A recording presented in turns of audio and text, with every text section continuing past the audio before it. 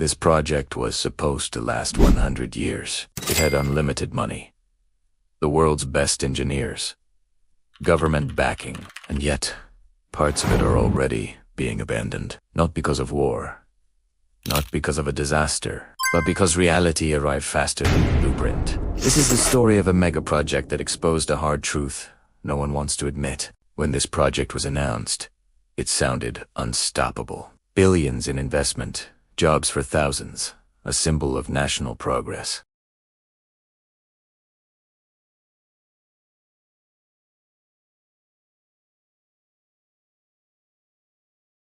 Engineers confirmed it was all technically achievable. On paper, failure wasn't even an option, because this wasn't just about building infrastructure. It was about reputation. The scale was absolutely breathtaking. Kilometers of construction. Materials were shipped in from multiple countries. Its energy consumption rivaled that of small cities. Entire systems had to be built just to support the construction itself. Power, transport, housing, and logistics. But scale has a hidden problem. The bigger a project becomes, the harder it is to change course. Mistakes don't stay small. They multiply. And once billions of dollars are already spent, stopping feels impossible, even when the warning signs start to appear. Then came the problems.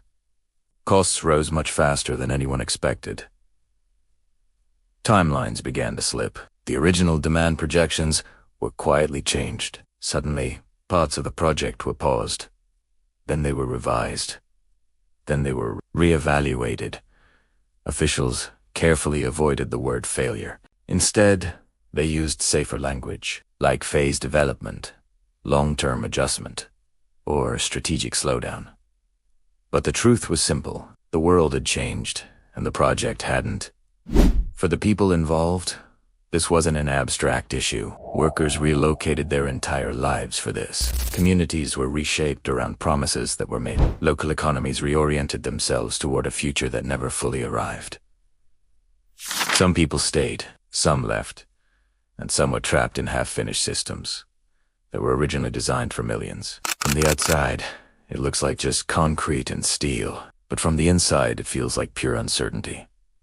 Megaprojects don't just fail financially. They fail socially. And here's the uncomfortable pattern you see over and over. Most failed megaprojects don't collapse because of one single mistake. They fail because demand is wildly overestimated. Politics change. Financing assumes perfect conditions will last forever. And engineers can solve physics, but they can't solve human behavior. Ambition simply moves faster than reality. And once a project reaches a certain size, it becomes too big to stop, and far too rigid to adapt. This megaproject wasn't stupid. It was optimistic. And optimism, at a billion-dollar scale, is dangerous. Because the question isn't, can we build it? The real question is, will the world still need it by the time it's finished? If this story made you rethink modern megaprojects, subscribe. Because this wasn't the first failure of its kind, and it definitely won't be the last.